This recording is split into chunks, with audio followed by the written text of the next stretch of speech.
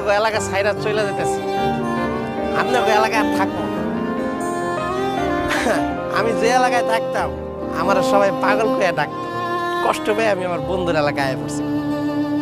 এমনি এলাকায় আমি ছাড়াও আরেকটা পাগল আছে। আসলে কি জানেন, এক এলাকায় দুইটা পাগল থাকা যায় না, তাই আমি ডিসিশন নিছি আমি এলাকা ছাইরা চলে যাবো। এটাই আমার শেষ বক্তব্য।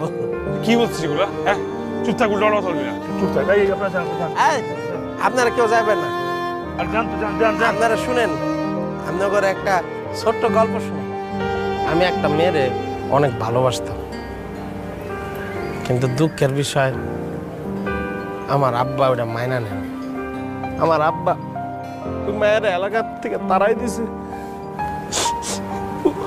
টাকা পয়সা দিয়া অন্য এলাকায় অন্য ছেলের সাথে বিয়ের ব্যবস্থা করছে। আমি আমার ভালোবাসা হারাই ফেলছি। কারণ কি জানেন, আমার আব্বা ছিল কাউন্সিল, তার মান সম্মানে বাঁচছে। আমি একটা গরিব মেয়েরে ভালোবাসছিলাম। আমি যখন প্রতিবাদ করছি, আমার আব্বা আমার 6টা মাস সিঙ্গল দিয়ে বাঁধা রাখছে, ঘরের মধ্যে আটকায় রাখছে। সবার কাছে কয়ে বেড়াইছে আমি পাগল হয়ে গেছি। চুপ কর। আমার আব্বা আমার জীবনটা নষ্ট করে দিয়েছে। চুপ থাক তুই। চুপ করবো না আমি। 2 দিন পর এই এলাকায় আরেকটা পাগল জন্ম নিব।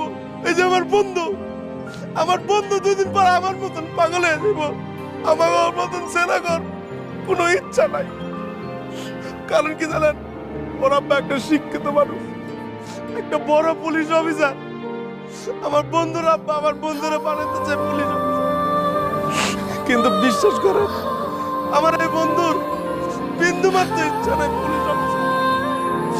যে সমাজে আমাকে মতো ছেলেগুলোর কোনো ইচ্ছা থাকে না, সেই সমাজে আমাকে ভালোবাসা বলতে কিছু নাই, আমাদের ইচ্ছা বলতে কিচ্ছু নাই। আর বাবা অনেক ভালো, আমার বাবা আমাকে অনেক ভালোবাসে, ও আমার অনেক ভালো চায়। সে বাবা, সে আমায় কষ্ট দিতেই পারে, তো আমি পারবো। আমি ছেলে আর বাবা কষ্ট দিতে পারবো। বাবার অনেক ভালোবাসে। ক্লান্ত?